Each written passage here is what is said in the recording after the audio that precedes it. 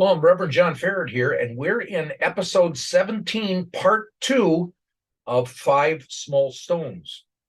And in part 1, we actually identified the likely place for the following events, where in actuality, Jesus spoke to a large crowd in Peter's boat, and then something else really happens. Now, if you haven't seen part 1, I recommend that you do this. Go to the website, www.lightofmenorah.org. And off on the right-hand side, click on Other Resources. And then from Other Resources, pick Podcast Playlists. When you do that, all of the playlists at our YouTube channel will open up, and just slide down until you find Five Small Stones. Click on those words, and it will open up to all the videos in the Five Small Stones series. And so you'll be able to slide down and find episode 17, part 1. And I highly recommend that you watch that one before you get into part 2. Now, here in part 2, like I said, we've established the location, the likely location on the northern shore of the Sea of Galilee, where Jesus asked Peter to take him out in the boat so he can talk to the crowd. But then the story continues on from there.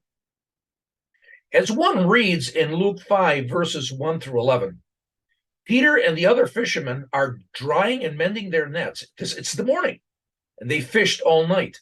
And this probably happened at the Cove of the Parables on the northern shores of the Sea of Galilee. Jesus gets Peter to take him out in the boat to teach the crowd. Now, after teaching, Jesus tells Peter to also go out, let down his nets to go fishing. Now, Peter knows fishing. Jesus is from Nazareth. He's not even near any water. Peter knows the rabbi, and the rabbi ain't no fisherman. So Peter gets the nets, loads them back into the boat. This is probably a lot of work, and heads out into the middle of the cove, and where Jesus said, lower your nets. Peter listens, but probably thinks, this can't work. Now, there was a Jewish archaeologist by the name of Mendel Nunn. He's done much of his work centered on the Sea of Galilee. And in his book, The Sea of Galilee and Its Fishermen, he says the events as recorded in Luke 5 represent 100% with fishing in Jesus's day. Mendel even knows the type of net. It's called a trammel net. This is a net that is weighted on the bottom with floats on the top to form a net wall on the bottom of the lake. The linen net then would be let down to form a U-shaped area facing the shore.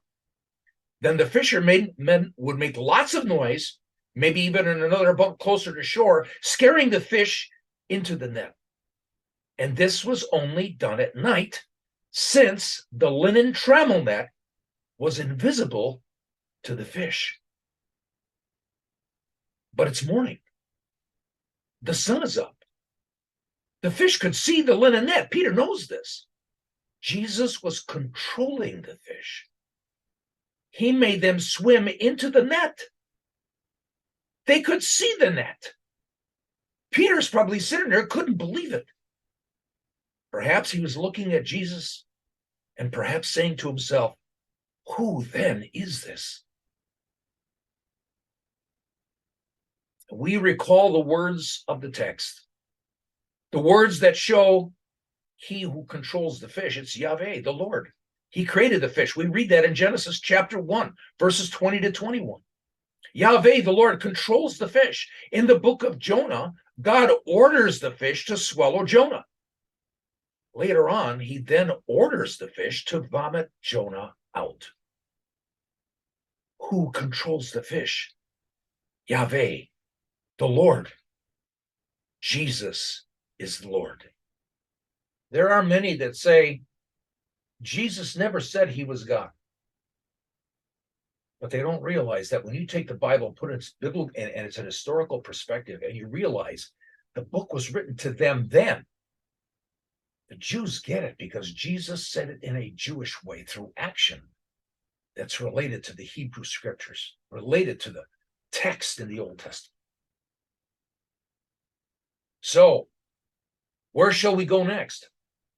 What is our next geographical location? Well, you're just going to have to wait to episode 18. And until then, shalom.